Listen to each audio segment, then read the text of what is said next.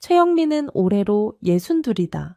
한국 시골에서 태어나 20대 초반에는 여러 일을 전전하다가 해외 봉사에 관심을 두게 되었고, 이후 조금씩 경력을 쌓아가며 세계 각지의 NGO 프로젝트에 참여해왔다.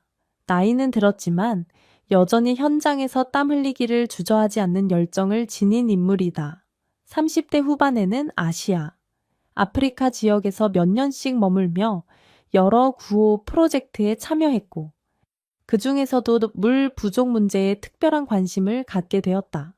50대 초반부터는 본격적으로 국제 물리생 관련 NGO에서 활동해왔고, 전문가 수준의 지식을 갖추지는 않았으나 현장에서 갈고 닦은 실무 경험이 상당하다.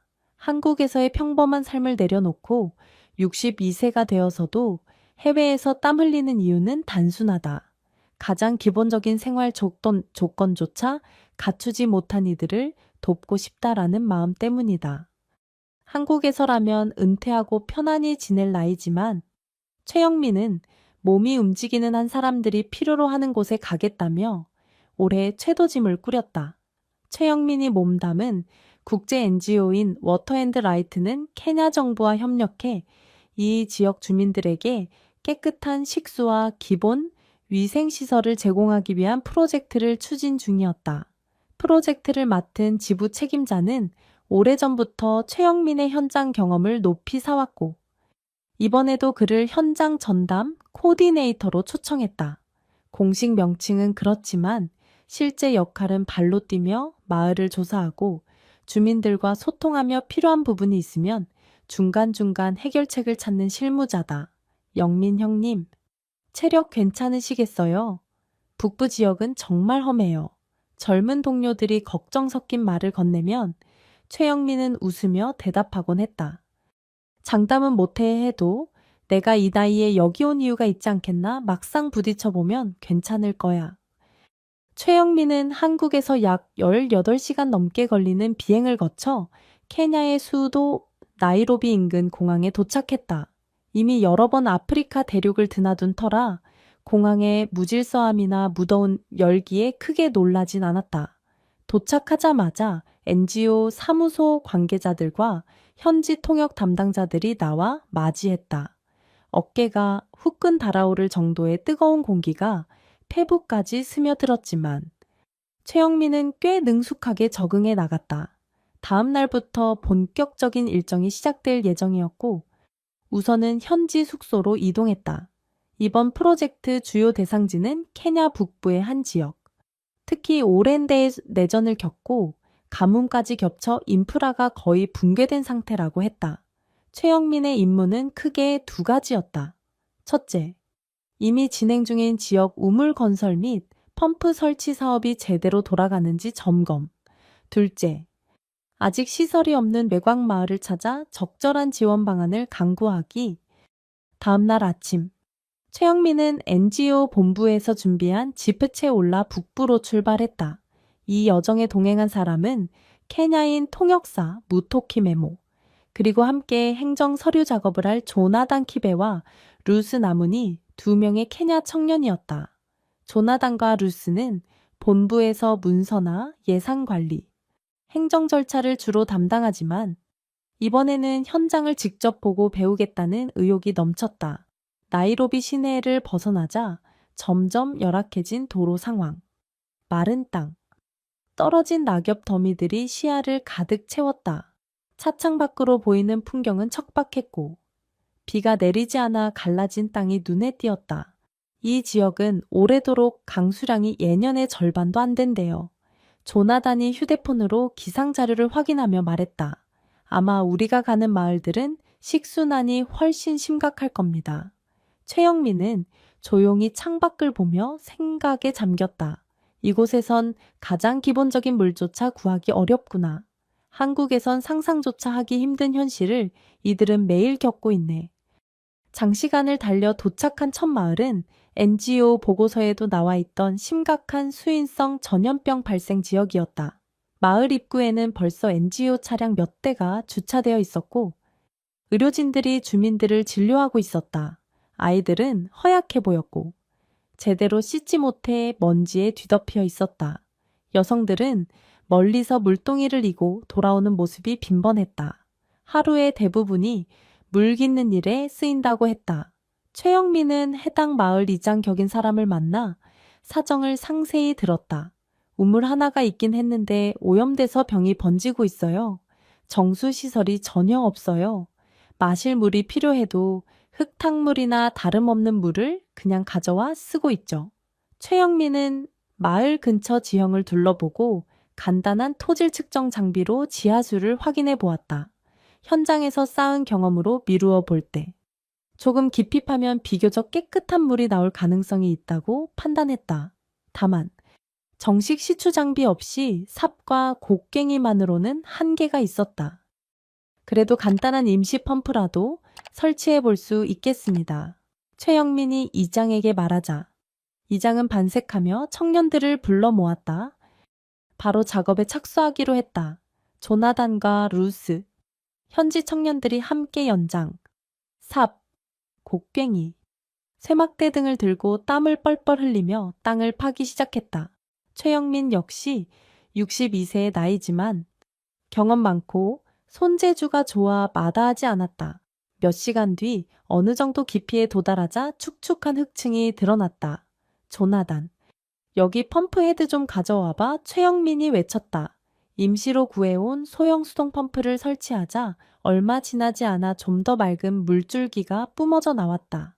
비록 완벽한 정수 처리까지는 아니지만 주민들이 지금까지 쓰던 물보다는 훨씬 깨끗했다. 아이들과 어른들은 환호성을 질렀다. 어떤 노인은 물을 손에 받아 마시며 눈물을 흘렸다.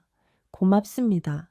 이렇게라도 깨끗한 물을 얻을 수 있다니 무토키가 통역을 해주자. 최영민은 머쓱하게 손사래를 쳤다. 제가 한 건 아주 작은 일이에요. 앞으로 이걸 잘 관리하시고 펌프를 청결히 유지해야 합니다. 오염되지 않도록 주의하세요. 옥티혹. 주민들은 그를 구세주처럼 떠받들었지만 최영민은 오히려 더 마음이 무거워졌다. 이 사람들에게는 물 한 모금이 이렇게 큰 의미를 갖는데 나는 아직도 할 일이 너무 많다. 마을에서 하룻밤을 보낸 뒤 최영민 일행은 다시 길을 떠났다. 보고서 상지원이 시급한 지역으로 분류된 곳은 한두 군데가 아니었기 때문이다. 그런데 현지 NGO 지부에 연락해보니 추가 인력과 자재가 도착하려면 아직 며칠 더 걸린다고 했다. 조나단과 루스는 서류를 정리하고 중간중간 지방 행정청과 협의해야 할 일도 있었다.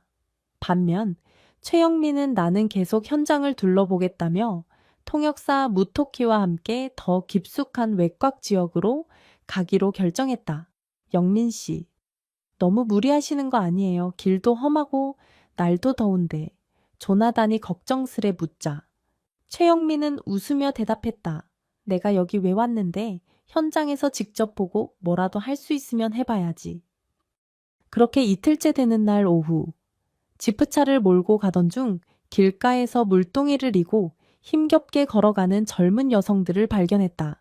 땡볕 아래 땀에 절어 있었고 동이는 거의 텅 빈 것 같았다.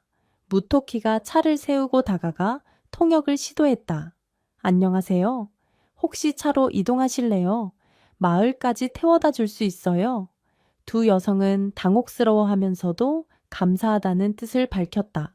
그렇게 이야기를 나누던 중 최영민은 그들이 자매라는 사실을 알게 되었다. 언니 이름은 에스더, 동생 이름은 호프. 각각 24세쯤 되어 보였다. 마을에 물이 전혀 없어서 매일 이렇게 멀리 가야 해요. 돌아오는 길엔 물동이를 채워서 이고 옵니다. 하루 종일 걸어 다니는 셈이죠. 호프가 힘겹게 말했다. 자매는 모두 곧 결혼을 앞두고 있다고 했다. 그러나 부모나 어른 세대가 거의 없어 결혼 준비를 할 형편도 안 되고 그나마 마을 어른들도 대부분 기근이나 전염병으로 세상을 떠났다고 한다. 조상 대대로 내려온 통과 의식 같은 게 있는데 그걸 지도해 줄 사람이 아무도 없어요. 에스더가 울먹이는 표정으로 덧붙였다. 최영민은 아직 상황을 완전히 파악하진 못했지만 우선 자매를 마을까지 데려다 주기로 했다. 마을 입구는 반쯤 패거나 다름없었고 낡아빠진 오두막이 여기저기 흩어져 있었다. 사람 수도 많지 않아 보였고 아이들이라곤 찾아보기 어려웠다. 자매의 집은 흙벽으로 지은 초란 오두막이었다. 문을 열고 들어가니 거의 빈집이나 다름없었다. 그래도 자매는 최대한 정성껏 최영민과 무토키를 대접했다. 작은 식탁엔 간단한 옥수수, 죽과 콩 반찬이 전부였지만 그마저도 귀한 식량일 터였다. 저녁 무렵이 되자 에스더가 최영민을 조용히 불러 앉혔다. 무토키의 통역을 통해 이들이 곧 있을 결혼식과 관련해 부족의 오래된 통과의식, 즉 음북화의식을 치러야 하는데 이를 주관할 어른이 아무도 없다는 이야기가 나왔다. 원래는 할머니나 고모 같은 분이 음북화의식을 이끌어 주셨대요. 결혼을 앞둔 신부에게 기본적인 몸가짐과 부부 생활의 지혜를 가르치는 과정이라고 합니다. 무토키가 귀띔해 주었다. 에스더가 고개를 끄덕이며 말했다. 옛날에는 정말 세세한 부분까지 가르쳐 주셨다고 들어요. 특히 결혼 첫날 밤에 대해 구체적으로 어떻게 해야 하는지까지도요. 그런데 지금은 그럴 만한 분이 전혀 남아있지 않아요. 마을 어른들도 다 떠나거나 돌아가셨고 호프도 머뭇거리며 덧붙였다. 부족 전통이 아직 남아있어서 의식을 치르지 않으면 정식 결혼으로 인정받기 어려워요. 남편 쪽 가문에서도 그걸 중요시하거든요. 우리도 이런 전통이 꼭 필요하다고 생각하진 않지만 아무 대안이 없어요. 최영민은 난처해졌다. 내가 이런 민감한 전통 의식을 어떻게 도와주지? 그는 수십 년간 해외 봉사를 했어도 어느 부족의 결혼 통과 의식에 직접 관여한 적은 없었다. 자매는 애타듯 말했다. 단지 상징적인 거라도 좋으니 경험 많은 어른으로서 저희를 지도해 주시면 안 될까요? 선생님이 한국에서 오신 분이라는 건 알지만 저희로서는 다른 선택지가 전혀 없어요. 무토키도 고민스러운 표정을 지었다. 이것이 얼마나 민감한 문제인지 아시죠? 혹시라도 잘못 들어가면 나중에 오해가 생길 수도 있고, 하지만 자매의 간절함을 외면하기도 쉽지 않았다. 최영민은 잠시 침묵했다. 이미 여러 마을을 다니며 우물을 파주고 의약품을 보급해주면서 주민들의 고충을 직접 봐왔다. 사소해 보이는 일이라도 그들에게는 생존과 문화의 문제였고 때론 작은 도움 하나로 삶이 달라지곤 했다. 결국 그는 무토키를 통해 이렇게 답했다. 저도 부족의식에 대해 완전히 알지는 못하지만 당신들이 필요한 범위 내에서 최선을 다해 돕겠습니다. 단, 우리가 서로 지킬 선은 지켜야 합니다. 저는 강제나 억압적인 행동을 하고 싶지 않아요. 자매는 눈물까지 글썽이며 연신 고맙다고 했다. 며칠 동안만 저희와 함께 있어 주세요. 저희가 통과의식 준비를 하면서 배우고 익혀야 할 것들이 있어요. 그날 밤은 간단히 이야기를 나누고 휴식을 취했지만 최영민의 마음은 복잡했다. 물론 이들에게는 중요한 일이겠지만 내가 정말 이걸 해도 되는 걸까? 라는 의문과 이미 여기까지 왔고 이들이 나를 전적으로 믿고 의지하는데 무책임하게 떠날 수는 없지라는 마음이 교차했다. 다음 날, 최영민은 자매의 마을 인근을 돌아다니며 땅을 살폈다. 혹시 조금이라도 지하수가 있을 만한 지점을 찾으면 간단한 장비와 주민들의 도움으로 임시 우물을 팔 수 있기 때문이다. 다행히도 최영민이 찜한 지점에서 어느 정도 수분이 감지되었다. 그는 마을 젊은이들과 협력해 땀 흘려 땅을 파기 시작했다. 자매 역시 물동이를 이고 이리저리 오가며 굴착 작업에 참여했다. 번번이 삽이 부러지고 흙이 굳어있어 애를 먹었지만 간이 펌프를 설치했을 때 어느 정도 맑은 물이 뿜어져 나오자 마을 사람들은 또다시 환호했다. 이 마을도 물을 조금씩이라도 얻을 수 있게 되었네. 최영민이 허리를 펴고 숨을 고르며 말했다. 사실 62세의 몸으로 삽질하는 건 결코 쉬운 일이 아니었지만 주민들의 기쁨을 보면 보람이 컸다. 선생님은 정말 가족 같아요. 우리를 돕고 마을을 살려주셨어요. 어떤 주민이 다가와 손을 잡았다. 최영민은 멋쩍게 웃을 뿐이었다.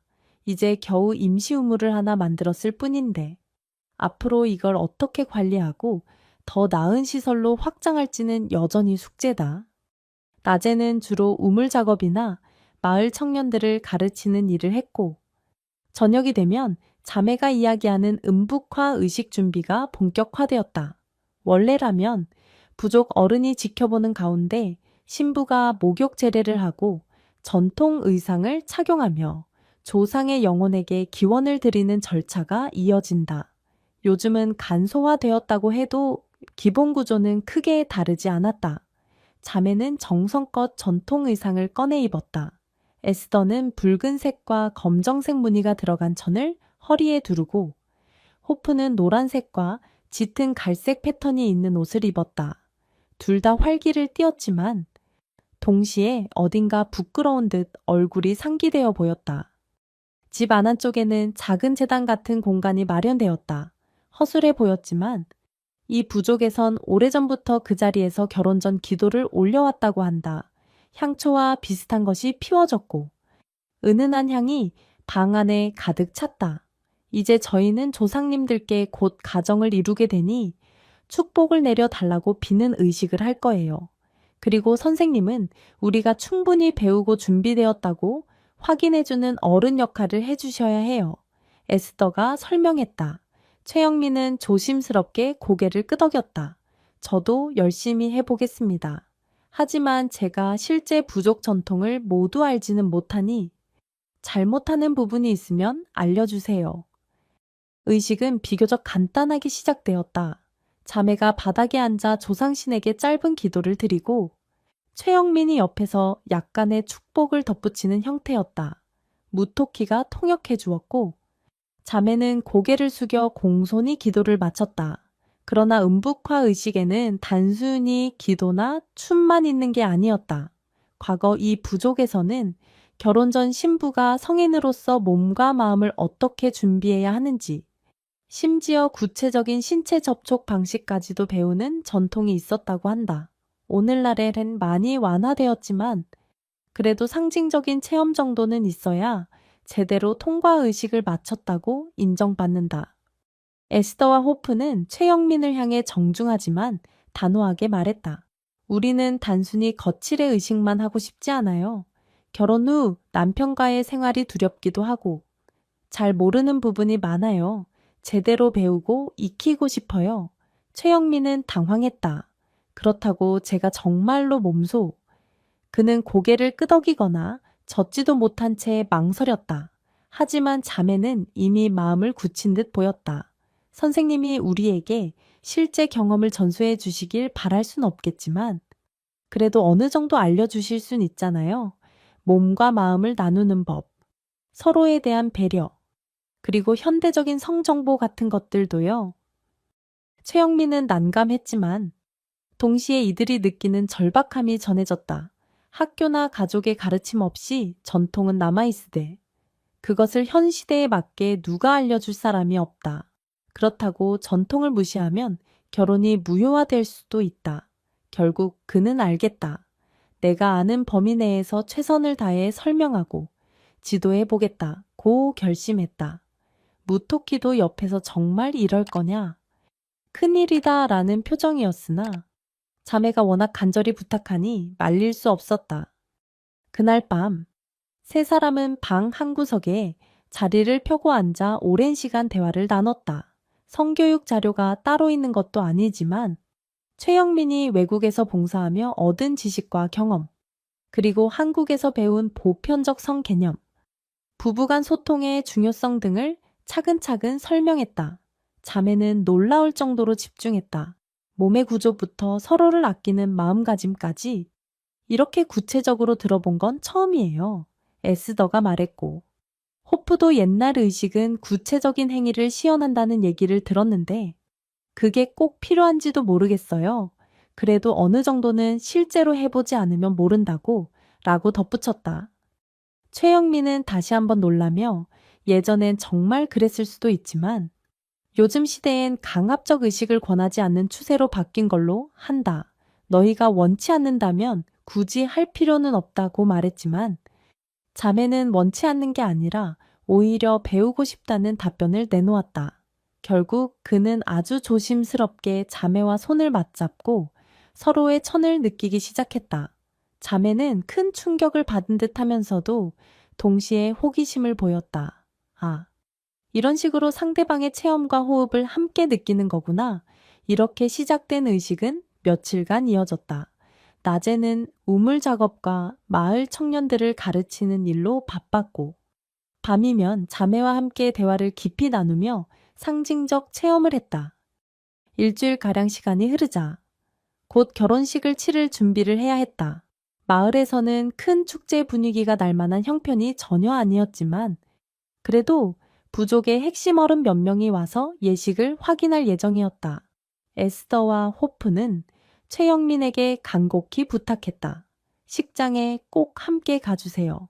선생님이 없으면 우리가 음북화를 제대로 이수했다고 증명하기 어려워요. 최영민은 속으로 이제 휘말릴 대로 휘말렸구나라고 생각하면서도 그들을 배신하긴 어려웠다. 마을에 대한 애정도 생겼고 자매가 자신을 전적으로 신뢰하는 상황에서 발을 뺄 수 없었다.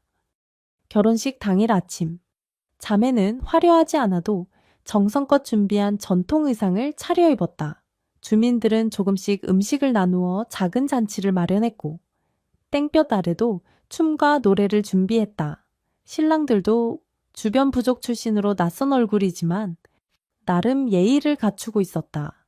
이윽고 부족 어른들이 나와 이 신부들이 정말 성인이 되어 가정을 이룰 준비가 됐는지 확인한다며 최영민에게 묻기 시작했다. 무토끼가 통역했고 최영민은 조심스러우면서도 또 또렷하게 대답했다. 네, 제가 여러 날에 걸쳐 확인했습니다.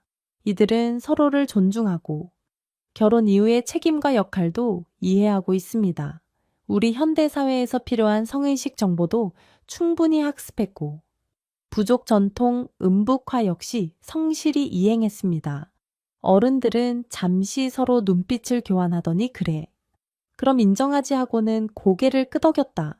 자매가 눈물을 글썽이며 감사합니다라고 중얼거리자 주변에서 작은 환호와 박수가 터져나왔다.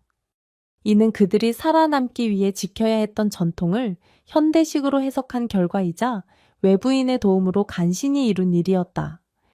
결혼식이 끝난 뒤 자매는 최영민에게 여러 차례 감사의 뜻을 표했다. 덕분에 우리는 제도상으로도 마음속으로도 결혼을 받아들일 준비가 됐어요. 전통이 전부는 아니지만 이렇게라도 부족 어른들을 설득할 수 있어 다행이에요. 최영민은 자매와 마을 사람들에게 작별 인사를 해야 했다.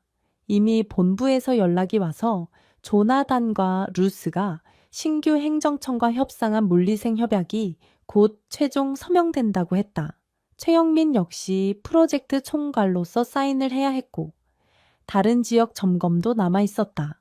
마을 주민들은 전부 나와 손을 흔들며 언젠가 다시 와 달라고 했다. 자매는 특히 최영민의 손을 붙들고 울먹였다. 꼭 다시 만났으면 좋겠어요. 우리가 부족하게나마 한국에 가볼 기회가 있다면 꼭 선생님을 찾을 거예요. 최영민은 반드시 다시 올 수 있도록 노력하겠다고 약속했지만 마음속으로는 알 수 없었다. 시간이 흐르고 프로젝트가 마무리되면 또 다른 지역으로 이동해야 할 수도 있고 그의 나이도 이미 62을 넘겼다. 하지만 적어도 지금 이 순간 이 마을 사람들에게 희망의 물줄기를 하나 열어주었다는 사실만은 분명했다. 나이로비로 돌아오니 NGO 본부와 케냐 정부 관계자들이 기다리고 있었다. 이미 조나단과 루스가 상세한 서류 작업을 마쳤고 국제기구의 자금과 케냐 정부 예산이 합쳐져 대규모 수도망 설치, 지하수 개발, 위생교육 등이 체계적으로 진행될 예정이다. 최영민이 마을에서 헌신했다는 이야기가 지방행정청, 더 나아가 중앙정부에도 전해졌고 그 영향으로 정부 측이 훨씬 우호적인 태도를 보였다고 했다. 협약 서명식 날, 정부 인사들은 최영민을 만나 직접 오지를 다니며 사람들을 살폈다니. 당신같이 발 뻗고 나서는 분이 많아져야 한다. 고 칭찬을 아끼지 않았다. 서명식은 한 호텔 연회장에서 열렸고 각종 카메라 플래시와 악수가 오갔다. 최영민은 번쩍이는 조명 속에서 문득 머릿속으로 그 황량한 마을과 음북화 의식을 떠올렸다. 여기서 맺는 계약이 결국 저 마을과 자매의 미래에도 도움이 돼야 할 텐데 협약 내용은 크게 세 갈래로 요약됐다. 대규모 수도관 공사 케냐, 주요 도시와 외곽 지역을 연결해 안정적인 물 공급망을 구축한다. 지하수 개발 및 위생교육 지하수 탐사 기술 이전, 정수 및 위생 관리 교육 등 주민 역량 강화 프로그램을 포함한다. 소규모 오지마을 지원 임시 우물, 빗물 저장 시스템 등 최소한의 식수수 확보 수단을 마련하고 마을 청년들에게 직업 훈련 기회를 제공한다. 최영민은 서명식 이후 바로 언론 인터뷰 요청을 받았지만 나는 현장 봉사자일 뿐이니 우리 단체 대표나 다른 담당자를 인터뷰해 달라며 정중히 사양했다. 그를 존경하던 후배들은 선생님, 미디어에 나가시면 좋은 영향을 끼칠 텐데요 라고 말했지만 최영민은 그냥 웃으며 고개를 저었다. 난 그저 내가 할 일을 했을 뿐이야. 사람들 목마른 현실 앞에서 뭘 대단하게 포장하고 싶진 않네. 프로젝트가 본격적으로 시작되면서 최영민의 역할은 어느 정도 마무리 단계에 접어들었다. 사실 그도 60이 넘은 나이인 만큼 본부에서 명예퇴직을 권유했다. 한국으로 돌아가 편히 쉬시면서 자문해 주시면 된다는 말도 나왔다. 하지만 최영민은 당장 떠날 생각이 없었다. 나는 아직 현장에서 더 뛸 수 있어요. 여기서 학습 중인 젊은 친구들이 많으니 그들에게 노하우를 전수하고 가고 싶습니다. NGO 본부는 그의 의지를 존중했지만 장기 체류는 건강 문제나 비용 문제 등 고려할 게 많았다. 그래서 타협안으로 최영민은 자유계약 형태의 고문이 되어 케냐에 몇 달 더 남아 현지 조언을 해주기로 했다. 그 사이에도 그는 틈나는 대로 엘도렛이나 기타 지역 마을을 방문하며 펌프 시설을 점검했다. 그리고 마을 사람들이 어떻게 우물을 관리하고 있는지, 혹시 오염되진 않는지 꼼꼼히 살폈다. 자주 떠오르는 생각은 역시 자매의 마을이었다. 그 마을의 임시 우물은 잘 유지되고 있을까? 자매는 결혼해서 잘 살고 있을까? 시간은 흐르고 최영민은 결국 한국으로 돌아갈 날이 다가왔다. 비행기를 타기 전 잠시 NGO 숙소에서 사진 폴더를 열어봤다. 그곳엔 자매가 전통 의상을 입고 환하게 웃는 모습, 우물에서 물이 뿜어져 나올 때 주민들이 환호하던 순간이 찍혀 있었다. 이 아이들이 앞으로 어떻게 살아갈까?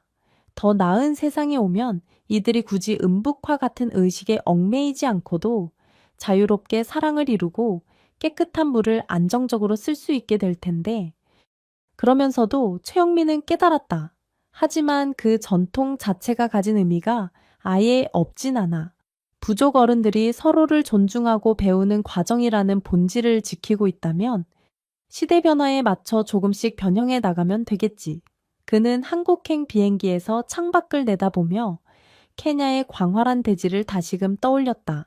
물은 단지 목마름을 해결하는 자원이 아니라 사람들의 삶과 문화, 나아가 희망을 이어주는 상징적인 매개체이기도 하다는 생각이 들었다.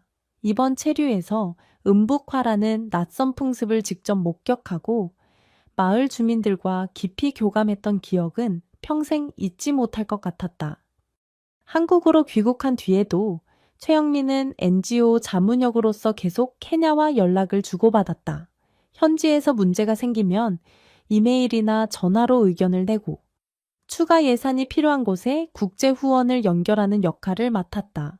가족들은 이제 좀 쉬라고 했지만 그는 아직 손댈 곳이 많다며 언제 다시 떠날지 모른다고 했다.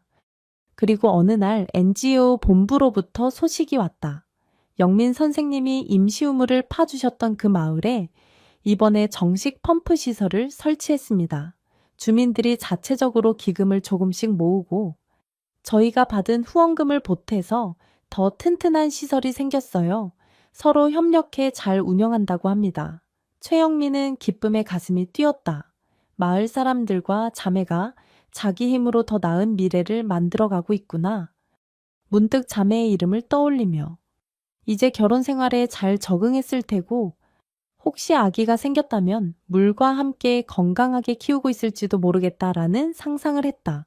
어쩌면 그 자매는 언젠가 한국을 여행 올 수도 있고 아니면 최영민이 다시 케냐를 방문했을 때 반갑게 맞아줄 수도 있다. 그날이 오면 그는 아마 이렇게 말해 주고 싶을 것이다.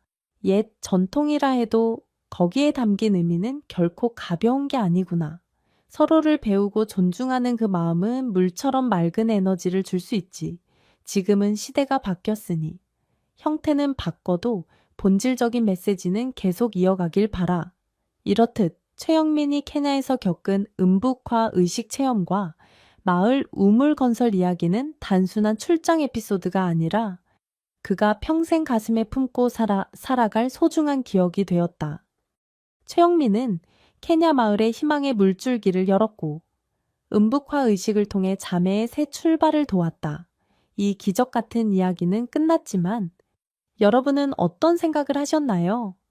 이 감동적인 여정에 대해 댓글로 나눠주세요, 여러분.